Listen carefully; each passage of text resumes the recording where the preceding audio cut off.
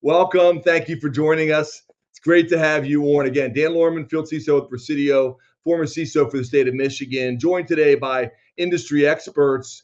And I'm going to be co-hosting with Justin Tibbs, who's Vice President of Presidio Cybersecurity. Today's topic is securing critical infrastructure in a time of geopolitical conflict. And we have two outstanding experts that we're bringing in from the state local government area from SLED. We have Mike Watson, who is the CISO for the state of Virginia. We also have Bruce Coffing, the CISO for city of Chicago. But let's start off by just doing some brief introductions, maybe go over to Justin, and Justin, you can introduce yourself, and then we'll jump to Mike, and then we'll jump over to Bruce, and then we'll dive into some questions. Justin. Yeah, absolutely. Thanks, Dan. So, good morning, everybody. My name is Justin Tibbs. As Dan mentioned, I'm the Vice President of Cybersecurity for the cybersecurity practice here at Presidio, focused on the engineering side for our pre-sales and delivery solutions and all of our partnerships and strategy, all that fun stuff. Just a quick little background. My background actually is in exploit development and vulnerability research. That's where I started. Still love to play and dabble in that space. So this discussion today is one that I think will be very entertaining from that perspective to me, to fill in my soul, but also just great hearing just how industry leaders are addressing some of the intricate and kind of novel ways that attackers are coming at us in specific industries today. So I look forward to it. Yeah, thanks, Justin. We got Mike Watson, who's the CISO for the state of Virginia. Mike, it's been great to get to know you over the years. It's great to have you on today, and I know look forward to hearing your thoughts. Tell us about your background. Absolutely, and thanks for having me. I know when we first met, my hair was a lot darker, and my waistline was probably a little slimmer. So it's great to be here. Thanks for inviting me along. My name is Mike Watson. I've been working in the Commonwealth of Virginia since about 2007 in the security space. I've been here for a while. And have my background is well, I think we lost Mike. So it was a little choppy there as well. So Bruce, hopefully we'll get him back in a moment. Let's jump over to Bruce in the city of Chicago. Bruce Coffing. Bruce. All right. Thank you, Dan. Hey, good afternoon, good morning, good evening, wherever you may be.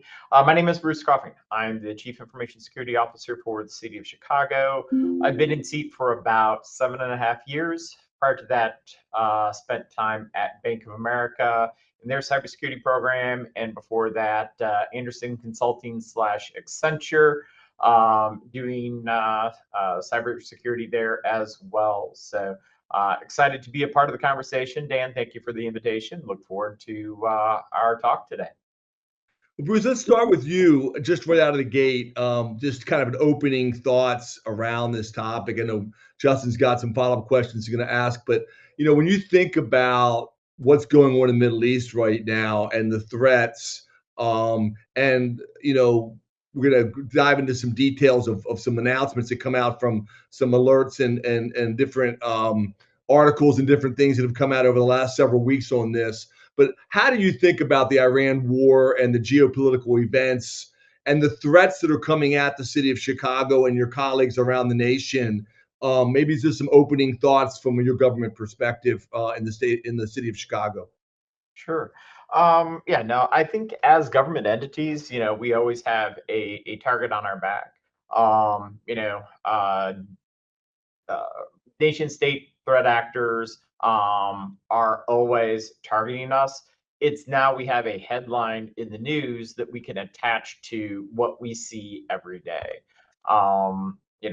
So for our business partners, they're focused on what they're delivering to their constituency. Cyber is a current that runs under that. If I'm doing my job well, I'm not on their mind. But now with what's in the news, I can tick and tie things that impact infrastructure to a headline so that it connects for them and makes it tangible, and then gives me that opportunity to start a conversation. Yeah, I mean, and there's the mention, by the way, we made this available, the Joint Cybersecurity Advisory, and we're going to have links to this from the main page, and you can get to this as well for those who haven't seen it. April 7th, the FBI, the Cybersecurity Infrastructure Agency, CISA, National Security Agency, EPA, Environmental Protection Agency, Department of Energy, United States Cyber Command, all came out with this advisory with some very specific guidance. Is that something, I know you guys work with the MSISAC and others around the country, Bruce, just as a quick follow-up. How's the communication around these kinds of alerts, and how does the city of Chicago work with your peers around the country on those types of advisories? Sure. No, these are great from the standpoint of helping provide the work that they're able to do at the federal level, where they've got the size, scale, and resources to do this intelligence, put this information together, package it for us. And so, when it comes to specific tactics, techniques, and procedures, that's more of IOCs that we're getting through other feeds and other means. But the intelligence, the knowledge that they're able to package is incredibly helpful to succinctly put it together for us. That we just don't have the capability to do that locally. Fantastic. Well, I think we have Mike back now. I'll come to Justin in a moment for some more questions. But Mike, sorry we lost you there for a moment, but just opening thoughts around this general topic as far as we just mentioned the the advisory that came out from CISA and NSA and others, the FBI, around attacks that are being directed at critical infrastructure in the United States. But as you think about this as CISO for state of Virginia, what are some opening thoughts maybe you have around these types of threats that come at you as a state CISO? Yeah, I think this is really where we're sort of focusing that sort of next stage of the battle here, because it is where the rubber meets the road, right? It's where our actions happen, where our citizens get impacted, and as government, and honestly, even as our government partners that are out there, like that's obviously where those effects are materialized, and we feel them the most. So we have to be in a scenario to both, doing our cyber thing and making sure that we are protecting, what's our systems from any types of attacks, and then at the same time being ready when it does inevitably happen.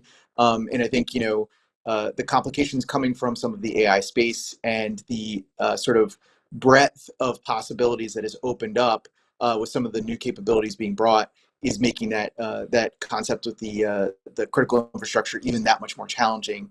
Because we know it's got a lot of it's been out there a while, and we know anything that's been kind of sitting out there for a while is a right bold target in the cyberspace. Yeah, that makes a lot of Justin, you sense. want any follow up? Yeah, I just generally speaking, just kind of jump into more of like a tactical scenario. One of the things that's kind of top of mind for me, and this is just mostly from my background and how we approach things as well, is specifically with the current events, we've seen an uptick on the use of social media in a unique way, right, to spread propaganda. I mean, it's always been a propaganda machine, but now we're seeing really cool little Lego videos come out, and all these just very interesting types of just AI generated videos coming out, which tend to be getting a lot of attention. And so as we look at that, I'm kind of curious how you adjust your user training or user awareness around both just watching those videos potentially as a malware vector potentially, but also just it's a whole new paradigm of like, okay, now we've added humor into something that isn't necessarily humorous, so it makes us want to watch it, right? Little Lego characters running around doing things is very entertaining and it's really well done.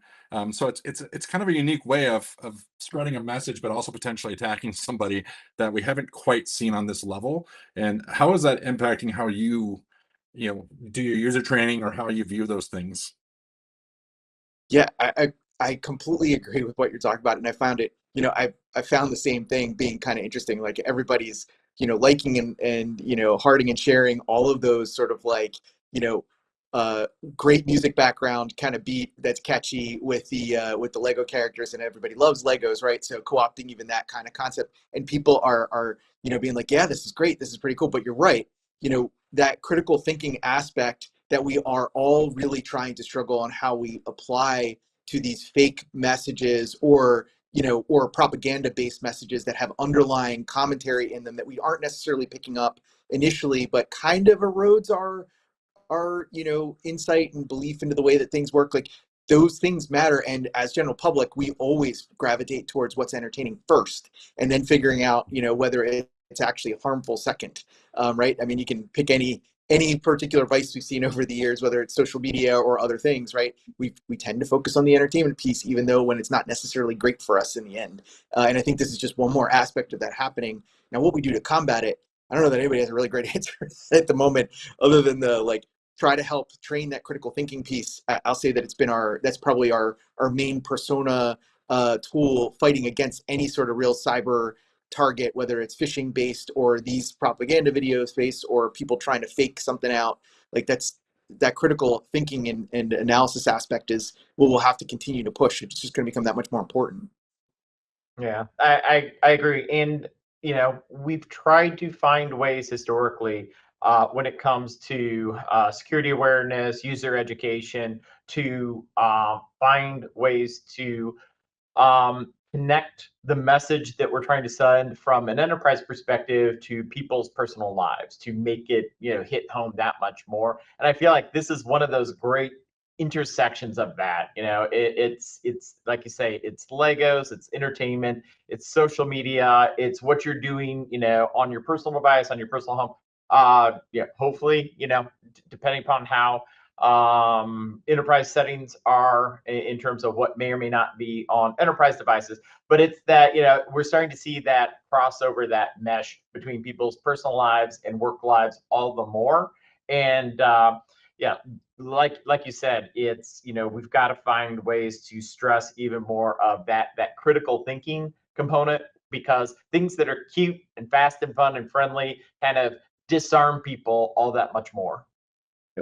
Yeah, 100%. I was going to follow it up with obviously you see a lot of inbound attempts and attacks and those types of things, and some very, very targeted through nation state, probably some through script kiddies.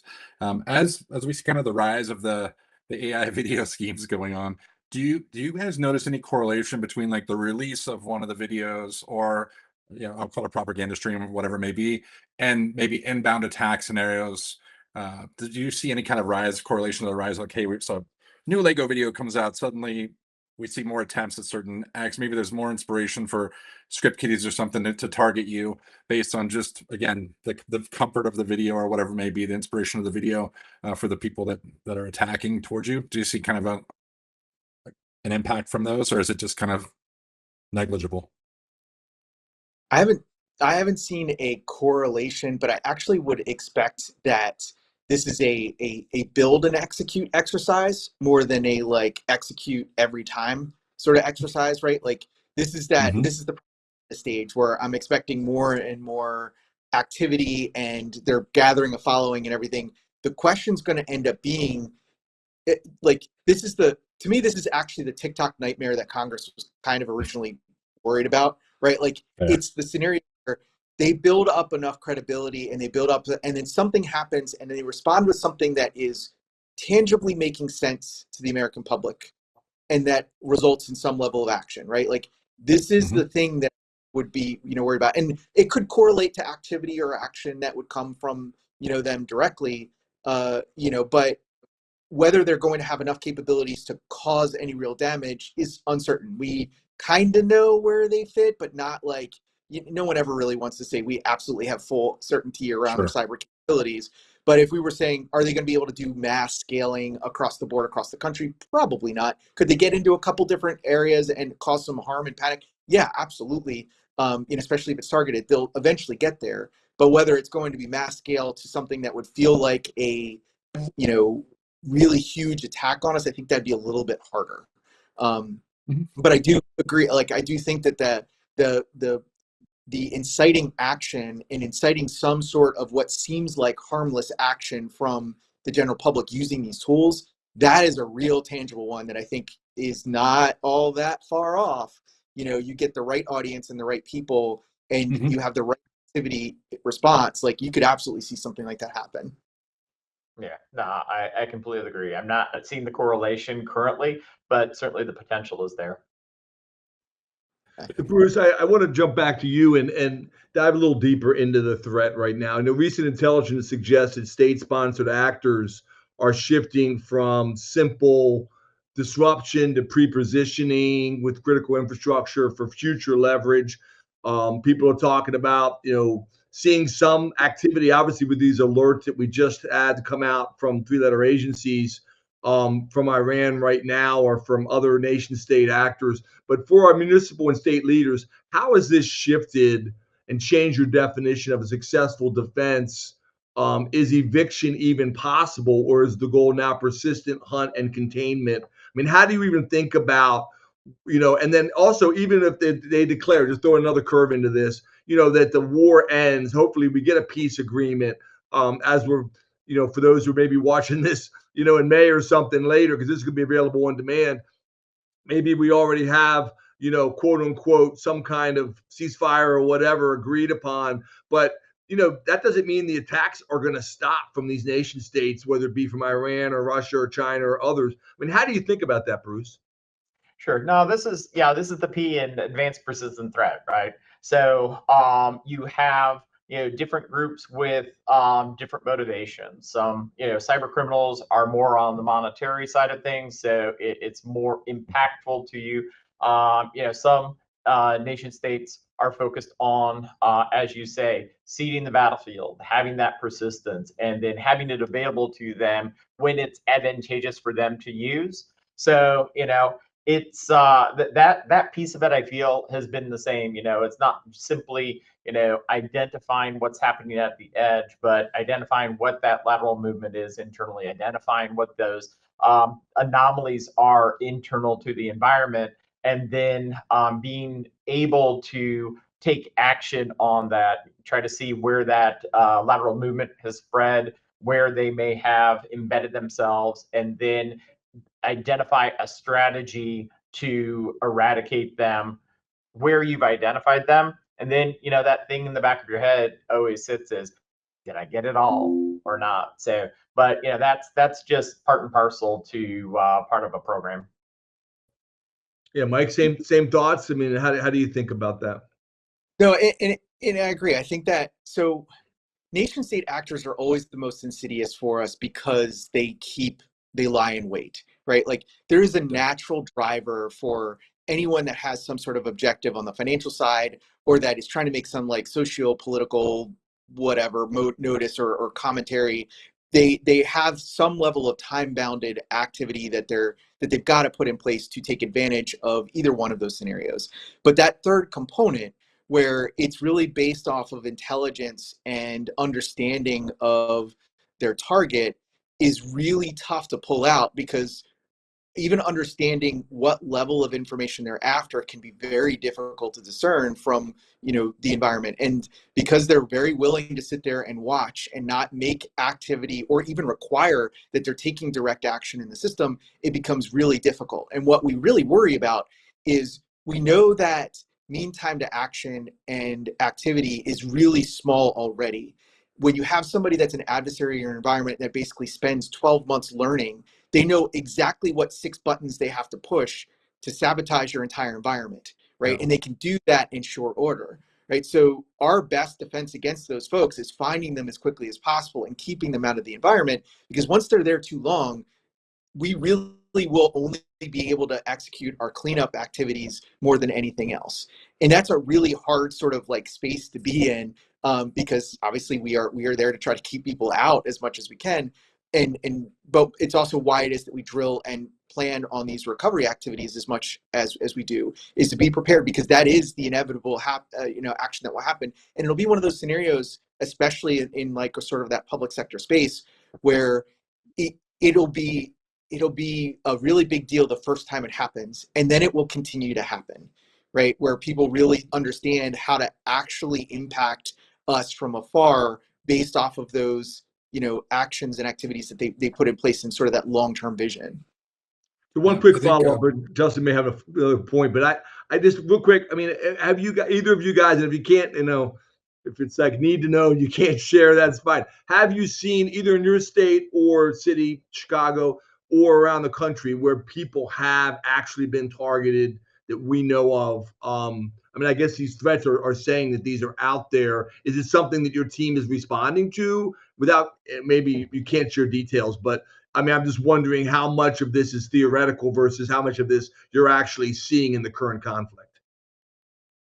So I'll say that, you know, like without getting into too much detail, the activity that we see definitely correlates to what is going on overseas.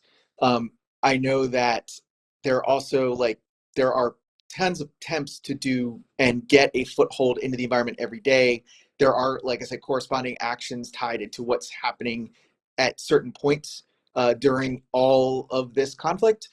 But I think that they are the same types of activities that we've been seeing in the past, right? So while there is a correlation to the actions, if your program is working correctly, you are in good shape, right? Or at least mostly good shape. I think, you know, when we look at the sort of threat surface area and we think about it in concept of who are the people that are trying to get after our stuff, right? When you end up adding a additional driver or reason for somebody to come after you, it just basically means that you're getting targeted more. It means that you have to be that more vigilant. You have to be that more careful about what it is that you set up. And I think that's really where the rub is, you know, we always have operated, and I know you've said for years, Dan, like, you know, we have to be perfect all the time. They only have to be perfect once. And that is inevitably what we end up doing, is we end up setting this up so that there are more people that only have to be perfect once. So yeah, that's helpful. I don't know if I can. Thanks. Bruce, same question to you, and then I'm jump over to Justin. Yeah, sure. Now, in terms of, you know, as you're going after, you know, that advanced persistent threat that's embedded in your environment, you know, that it's not so much attribution, that's a bit after the fact, but it's identifying what threat actors are most interested in your environment, and then identifying, you know, what are the TTPs that are aligned to those threat actors so that you can do that hunt internally. That's where understanding, you know, who the threat actors are, which are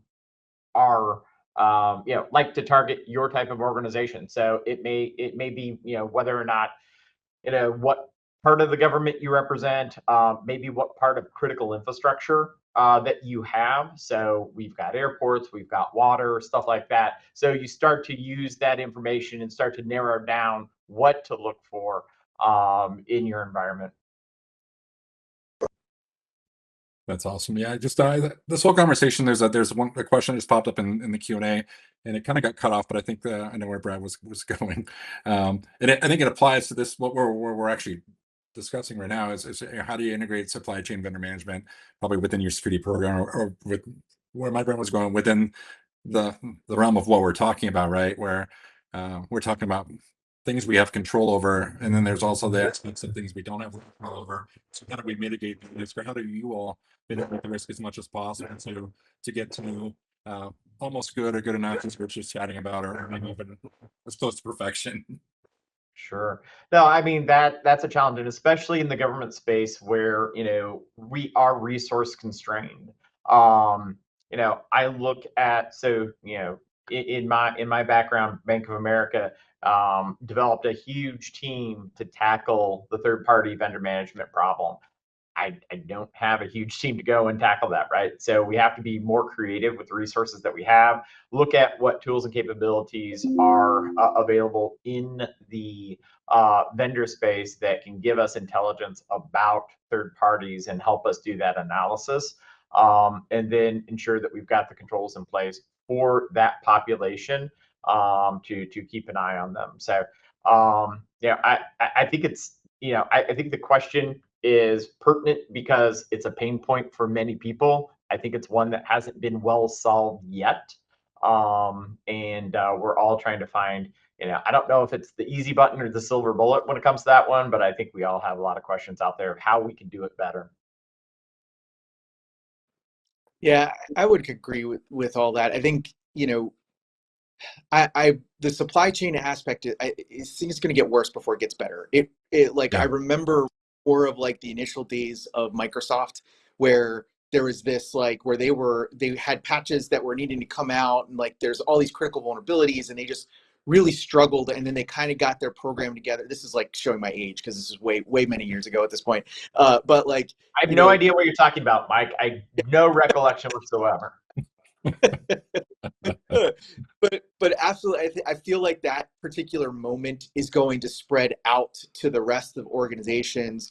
Once it becomes a little bit easier for people to sort of exploit these types of vulnerabilities, and I really think that's where we, as security leaders, see the supply chain problem coming to a head. Like, we're watching the train come, and it doesn't matter how often we're telling people, "Hey, we really need you to sign up for these security controls. We really need you to do better about this." Until it starts to happen, people aren't going to respond. Because like I said, if a company like Microsoft, who is huge, runs into that same type of problem, we're going to expect that same thing for the smaller and medium-sized organizations, that they're not really going to be able to start investing until they start to see these big issues. Now, the good news, I think, is that some of the capabilities that are coming with the AI software and these large language models and such are going to make it at least easier to respond to, but it's going to be messy for a little bit. And then I think things will start to get better as some of the stuff gets built in, more at the ground level, with some of the tools that are becoming available now. Yeah, and I think, Mike, I think you're right. I think a lot of it is going to have to be, tools and capabilities built into the platforms that then allow third parties, SaaS providers, what have you, just to incorporate that natively into their solutions. Because right now, SaaS providers, they're solely driven by profit motivation. And cybersecurity, frankly, just isn't a differentiator in the marketplace sufficiently enough to get more providers on board. I'd like to think compliance and regulation would help, but the federal government currently is moving away from regulation and compliance. One of the spaces that you see this in is the aviation space, or in the transportation space in general. So trains, aviation, where the TSA got involved and started regulating certain cyber requirements. So we're still seeing that work through the system, and seeing the solution providers have to incorporate that into their solutions, because the regulation is there requiring it, and it's required of the airlines, it's required of the airport operators, which are in turn applying that to our solution providers. So that's starting to work its way through the system and improve matters. That would be great if we saw more compliance. I just don't see that on the horizon. So we're going to have to see that just in the baseline capabilities of the infrastructure and platform provide as a service providers, such that it becomes part and parcel of their platform, incorporated into what the SaaS providers, because it's what their infrastructure is riding on top of. That's kind of where I see it at the moment. Yeah, I'd concur with that. Yeah, I think I think people underestimate just how much your comment about the security not being a sort of like profit driver really hurts. It's kind of, and the thing I think that I always have seen, and I've seen this happen so many times, and it still doesn't seem to make a difference. It's one of those scenarios where it's like, yeah, we don't sit like you either hit and you're like game over, right? Where you hit some major impact, or you never have anything happen to you, right? And either way, like, is a little bit problematic for us to describe in the security space, because if nothing ever happens, they feel like, well, are you doing anything? And if everything falls apart, right, that comes in a big problem. And we don't have really a to drive people to say what reasonable risk is, or what reasonable targets are, other than trusting that we're right space. And while there are tons of trustworthy leaders out there, I do think the commentary, like, the bottom line is that profit will drive the ultimate actions of the organization, and it makes it really hard to get that message across. And what I think is really interesting in the CR is that we have technology that's a game changer. What we're talking about, some of the organizations started to break, Mike,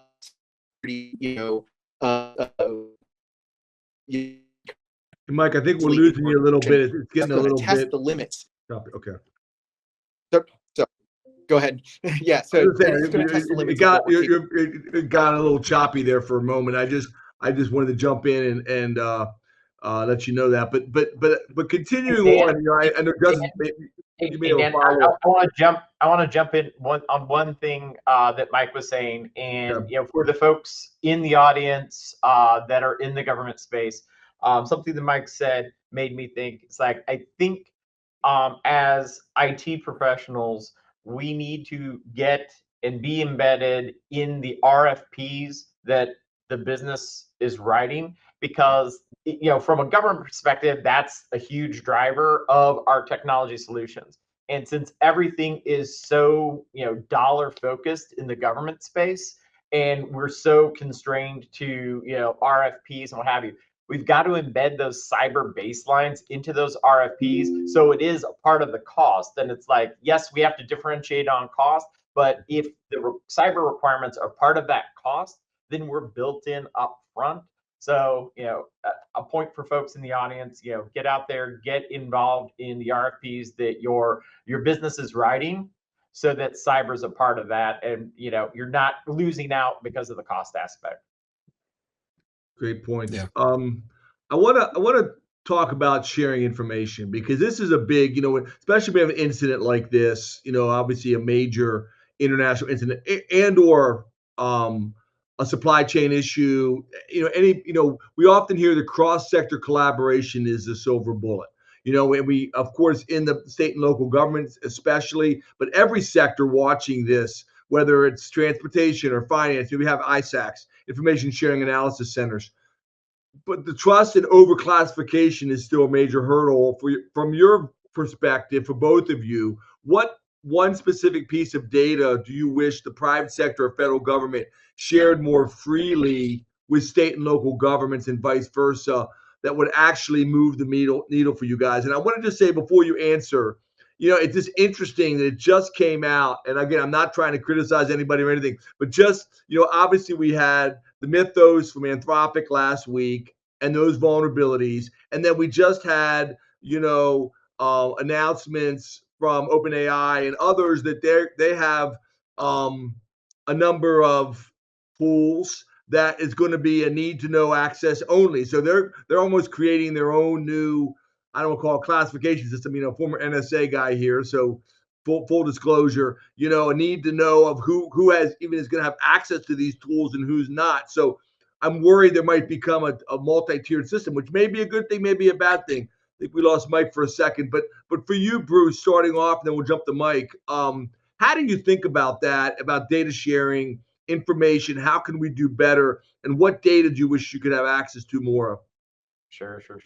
Yeah, no, I feel like this is the intersection of cyber and marketing. It's like, Yes. hey, maybe we can create this viral moment of not everybody can have this, so now everybody wants it. So, but yeah, so and then we That's got great. I love that.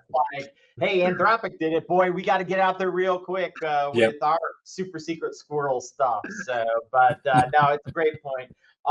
Yeah, it's more timely declassification of intelligence and getting it shared out to the sectors, and whether that's through the ISACs, whether that's through cybersecurity advisories like you mentioned earlier, but it's getting that out there faster. I mean, not saying anything that is rocket science there, but with the internet being the battlefield, it's no longer kinetic, it's solely kinetic, it's cyber, obviously. And we got to get to a point where we have a model where somehow our state, local, tribal, and territorial partners are more trusted, such that we can get that out there faster. And it's not gotten to the point where it's like, okay, it's so old, it's so tired that we can declassify it and throw it out to everybody. We need a system where we've got vetted, whether it's organizations or people. A lot of us have gone through the shoot, I'm missing it, but we've been vetted so that we can get certain classified information. How do we put together a model? Maybe the SCIF model is challenging, but if that's what it has to be, that's what it has to be. But we need a method to get that information out faster, to be impactful, to help the defenders, because it's not, one if by air, two if by sea. It's the internet's the battlefield. Yeah, I concur. I think that, like, Mike, we're not, for some reason, we're losing you. Yeah, the voice is not coming through. Maybe you want to try without the video? Maybe that'll work better. Try again. Sorry for the connection issues. Yeah, unfortunately, the audio is not hitting there. Kind of like digital helium. It does a little bit. Sorry, I don't know if we can work on something there. But Bruce, one quick follow-up for you, and then maybe Justin has some thoughts on this. But like, do you feel? I mean, I'm just saying, putting my old hat on. I'm no longer associated with Michigan government. I'm still living in Michigan. But I mean, I know CISOs sometimes in the private sector versus the public sector. And I don't want to create diversions because I know we all work together. We all are facing many of the same threats. But are public sector CISOs sometimes second-class citizens? I mean, that's just a blunt statement. I mean, where we're not, maybe we're not on that list of access, whether that be, I'm not going to start naming names, but just all the information that's coming out right now. Yeah. So how do you? Any suggestions there? Any thoughts? So something you said sparked a thought, and this is not a criticism of MSISAC. They have a very tough job to do, and it has been made 10 times more difficult with the financial constraints caused by the federal government. So it's not a complete lob their way. But I do think that you have a good point, Dan, in terms of a class of citizenry. And when I look at the work that FSISAC does and how well organized they are, and it makes me envious that we had something closer akin to what they've got. And obviously it's the deep pockets that help fund that to make it happen. But certainly I've got some envy there when I look at how well organized and structured and the tools that they make available. That's it does give a sense of that divide there. Yeah. Mike, try again. Mike, all right. Yeah, I can hear you hear now. me? All right, sorry about that. I have no idea I'm not sure. Maybe somebody's trying to DOS our conversation today. Sorry. Maybe you're being attacked by Iran. I don't know. So yeah, I think I agree there as well. Like we at government space, I think you had mentioned before, like we have to be a little scrappy about how it is that we come up with our funds and how it is that we get resources. And I think that's the underlying problem in a lot of circumstances is there aren't enough resources already to go around. And this problem of something where, we've talked about it in other areas in this conversation, it's not going to necessarily advance the business. It's mostly investment in those things. And especially in the political arena, like we have challenges where we've got to move quickly and we've got to be able to execute, on these objectives in short order because there's only so many, years, days, or whatever available, for people to be there. So I agree. I think, if we had more resources tied to it, of course, that would be helpful. There will inevitably always be challenges to us being able to get, the amount we need to kind of fight this problem, across the board. Yeah, with the discussion kind of on the budgeting and kind of the differences here, I'm kind of interested in kind of understanding how, like, what are some ways you're being creative, like, for example, within your organizations on, since you have, being scrappy, to use Mike's term, for budget and tools and all the fun stuff. Can you just provide some examples of some kind of creative things you've done to kind of meet the intent of your security programs or things like that are probably you would do differently if you had an unlimited budget? Sure. No, I think that kind of this era that we're entering into I think it's going to be very much a difference maker for smaller organizations, government organizations, as you say, those of us that have to be more scrappy. You know, not to give more credibility to the whole vibe coding movement, but it really is putting more capability in the hands of people that have less, whether that be financial resources, experience, um, uh, uh, education, not education so much, but the whole training aspect of it. It's really democratizing that. And so I'm super curious, and I'm challenging my team is like, okay, how can we be creative to do things that seemed a bit out of reach? Now that we've got the ability to try to grasp some of that via AI, how can we go about doing that? So look, some of the I'm excited and impressed about some of the ideas that folks on my team have set. For problems that are pain points to them, they are coming up with creative ways to solve that. So I think that while AI has a lot of challenges for security professionals, I'm also very excited about how this may be a game changer for us to do more with the little that we have. That's awesome. Yeah, I agree with. I think what's interesting is like most of the time when we see these new tools, us security professionals are like, hold on. This is, I think, is one of those weird ones where it's like we're like, well, maybe we can use it a little bit over here, right? Because exactly what you said, like, the ability for our users to be able to leverage the knowledge and some of the automation and the stuff that like we're asking them to be diligent about all the time sort of gets built into our process. And I think that's honestly, I mean, that's the whole thing about where we're sort of like in this weird quasi space in IT across the board, with the AI stuff at the moment, is how much of it is moving to the business and how much of it are we going to end up doing? I think security's in that same bucket. How much of it is it that's going to end up, like you said, when you were talking earlier, it's like we're building this stuff in. All of a sudden, the tools can actually build it in for us, whether the user asks for it or not. How do we, leverage that? How do we get to that point of saying, that we're comfortable with A, what it's actually outputting is good, and B, that it's going to actually meet that mark that these created are secure out the gate instead of us doing the patching game or whatever that we're trying to convince people to do all the time. Yeah, Great stuff. Great point. Yeah, and I guys, for the audience, we still have some. Maybe we in about 5 minutes we'll take some more questions. We got one or two that came in, so please keep those coming. We'll be wrapping here before the top of the hour, but I want to just, guys, I want to shift a little bit for Bruce and for Mike around this topic of 0-day recovery blueprint. So thinking about if and when you do get hit, and we, most CISOs get hit around the country, have an incident, whether that be a major breach or a minor, or ransomware attack, whatever.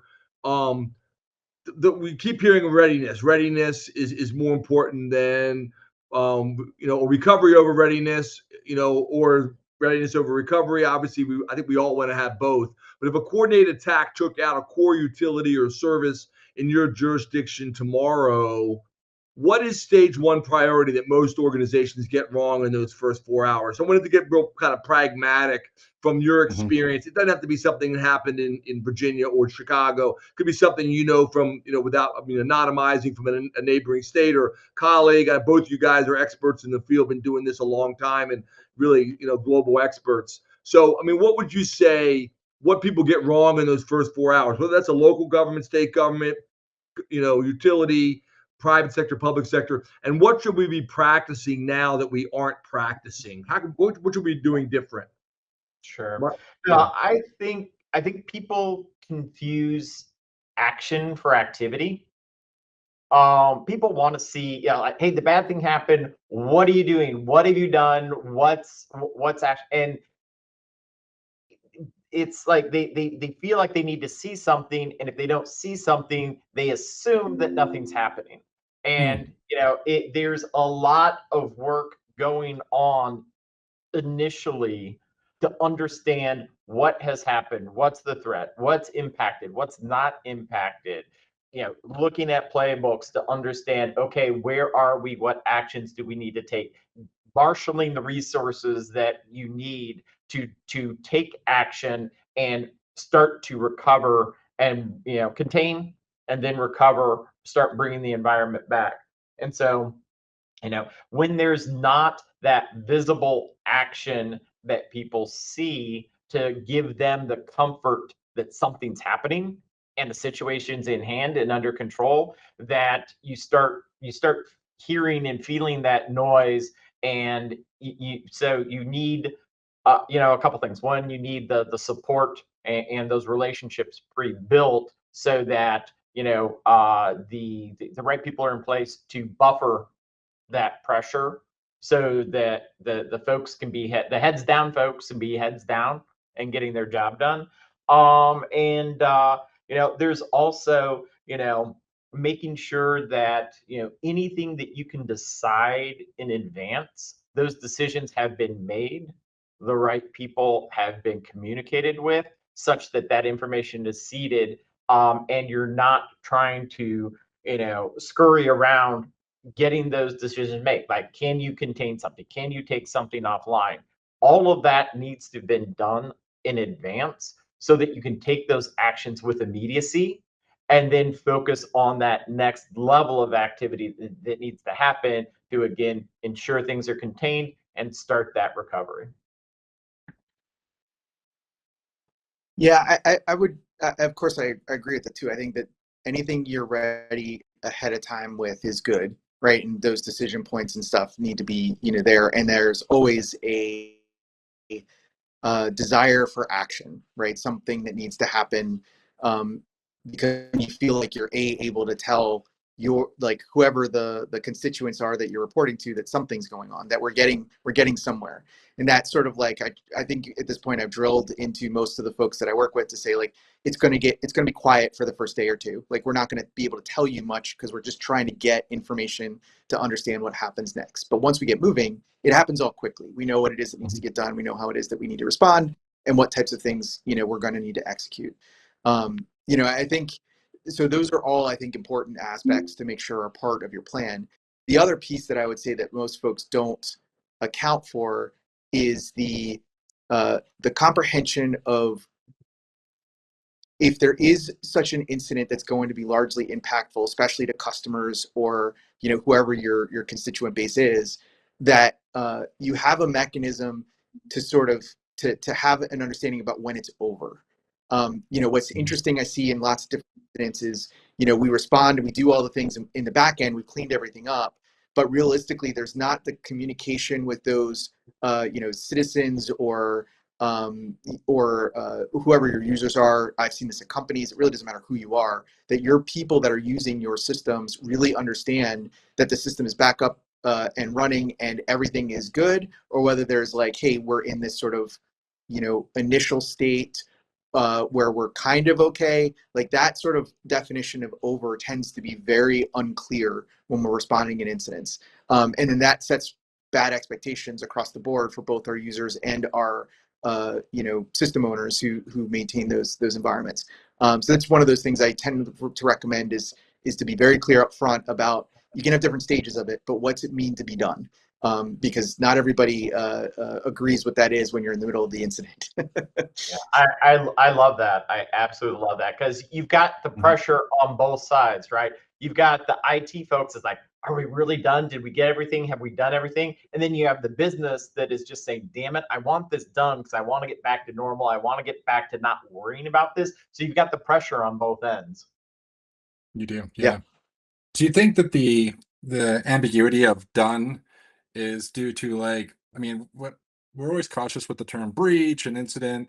Do you think it's just because of the hesitation of, like, hey, we don't even want to talk about this thing? We don't, I mean, at this point in our careers and in this industry, especially with Mythos out there and the other models are going to replicate that, I think a breach and an incident is an inevitability. And so I'm curious if you guys think that that's the ambiguity of done is based on the premise of, as an industry, we're like, oh, we don't really talk about breaches. We don't really talk about the incident. Very rarely do we share RCA around it, right? Even in peer circles, it's more like, hey, yeah, we don't really talk about that.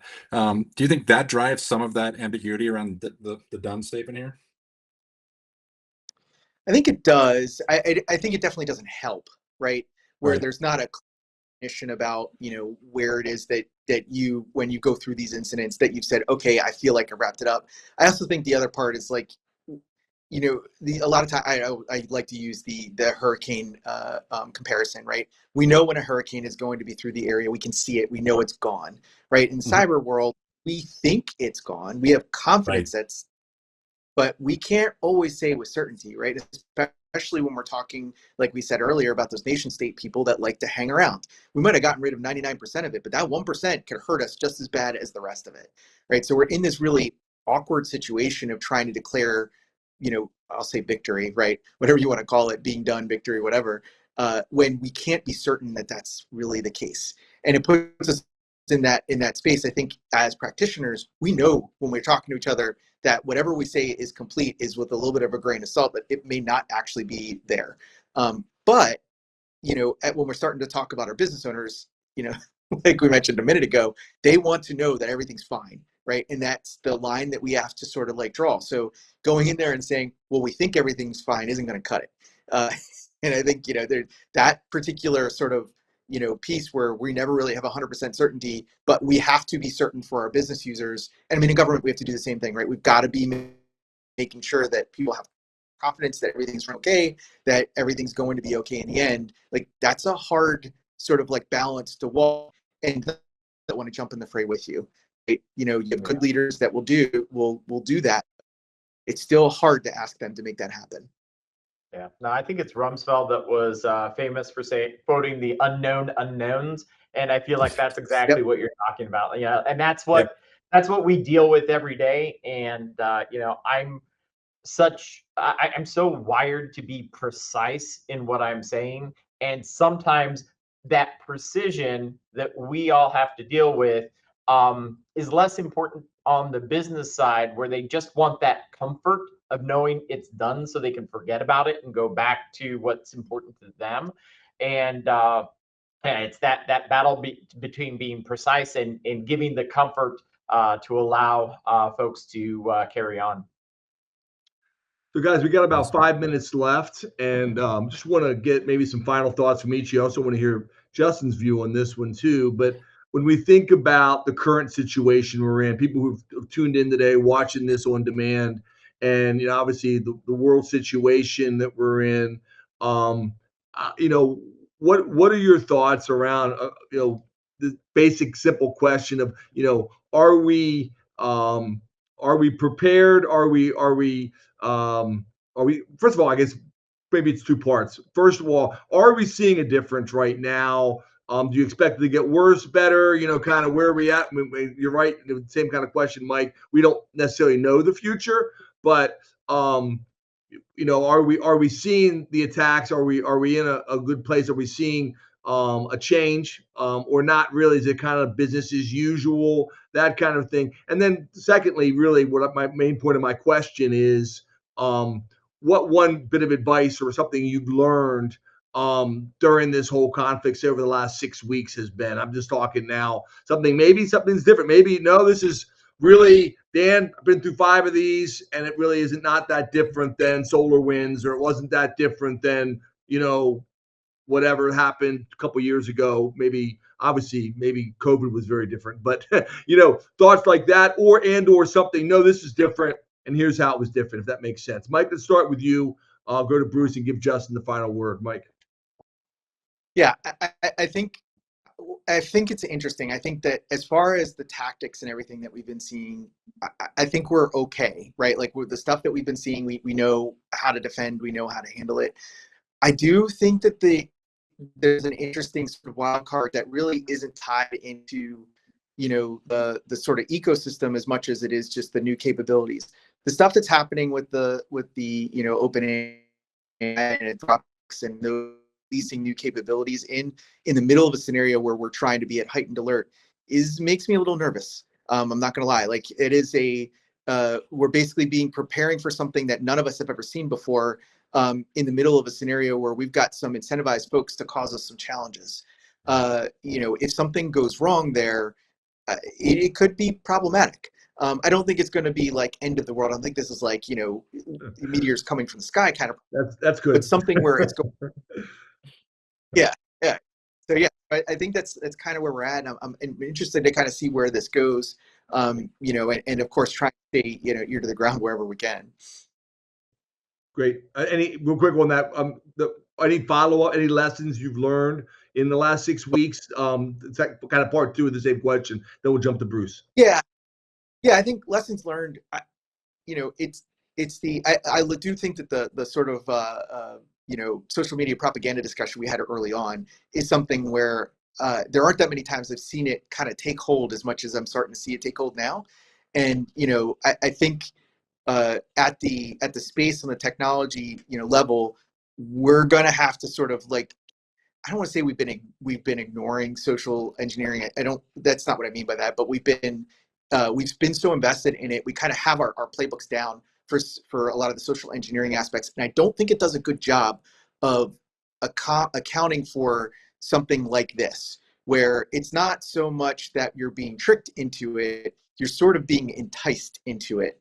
And that is a little different than what we're used to. I mean, I get the like free giveaways and stuff, but I think for the most part, all of us know nothing. There's no free lunch, right? There's something. This isn't that. This is I'm thinking about this cause, or I really like these videos and I want to see more, or whatever that's going to drive behavior from a set of folks that could actually not be acting in our best interest. So I think lessons learned was it's probably something we need to figure out how to handle a little bit better. And I don't know that there's an easy answer for it, but it's something that we've been sort of talking about behind the scenes. Fantastic, Bruce. Yeah, I seem to be stuck on quotes today. So kind of playing off of what Mike was saying, it reminded me of the Mike Tyson quote of "Everybody has a plan until you get punched in the face." Yes. And I to Mike's point, I feel like we've got plans and playbooks for what we've known historically, and you can feel good about that. And we're at this really interesting time where we've got this new geopolitical conflict, but we've been through that before, and we kind of have playbooks for that, whether it is Russia, Ukraine, or what have you. So we feel like hey, we've got something there. To me, what is unique about where we stand today, and Dan, we've got the geopolitical conflict that has that 6-month window on it, kind of building on top of what's been going on in the Middle East for the past couple of years. But what's new and different is that we've got a incremental leapfrog technology event going on right now in the broader picture with AI, but specifically, as you mentioned, with the launch of Mythos and the Chat GPT, what was it, 5.4 Cyber or whatever it is. Those are being tightly controlled right now, but you also have just generally AI and its ability to aid threat actors in developing their programs, identifying vulnerabilities, taking reverse engineering patches that have come out to identify exploits quicker. All of that coming together all at the same time, that is really putting us, I think it's giving us defenders a lot of concern, a lot of heartburn. We saw the activity that came together last week with Gadi Evron and pulling together a group of people to put together a white paper on how to start to respond to what's going to be this onslaught of vulnerabilities being identified and patched by vendors. So if y'all have not seen that, it's published by the Cloud Security Alliance. Definitely go out and check that out. But we're really at this inflection point that kind of really has us off our comfort level, and really trying to brace ourselves for what we think is coming at us. So we're in a new place, and we just have to adjust. Fantastic. Great thoughts today. Great. We'll make sure we post the Cloud Security Alliance paper. Final thoughts from Justin. No, I think this is great. I think Bruce, I agree with you, and Mike. Like I opened with the saying, my background is exploit development. I grew up writing exploits, selling exploits as a career, and so For the good guys, right? For the good guys. Yeah, they did go to some agencies, yes. So it's interesting to see the advancement in AI, and that's where I look at our clients and I say, okay, we're going to have to be able to respond at machine speed, just as they're launching attacks at us at machine speed. So I think it's a whole, like you said, it's a generational leapfrog of tech here, and a lot of the vendors are playing catch up right now. A lot of them are doing agentic SOC type functions. They're slowly getting there, but it's going to be interesting to see. Right now, Mythos and OpenAI 5, whatever cyber is kind of gated. But I'm going to guess it's not going to stay that way for very long before somebody comes up with a way to do that stuff. So I think it's going to make it interesting for us as practitioners on how we alter our programs. As you guys both alluded to, we have the playbooks for the known. Now we're in an unknown space of acceleration, and so we don't know what we don't know, and we don't know how fast it'll come. And so it's one of those, just gets you a lot of anxiety to say, okay, what's going on here? What do I need to do? So I think it'll be the next 6 to 8 months will be pretty fascinating in the space to see how things play out with tech on both sides. So, but I appreciate you both taking the time today. It's been a fun conversation, and I learned a lot. So I appreciate that. Yeah, thank you very much. Thank you to the audience. Appreciate it, Mike, Bruce, Justin. Great conversation. Thank you all, and we look forward to seeing you next time in another webinar. But for now, so long.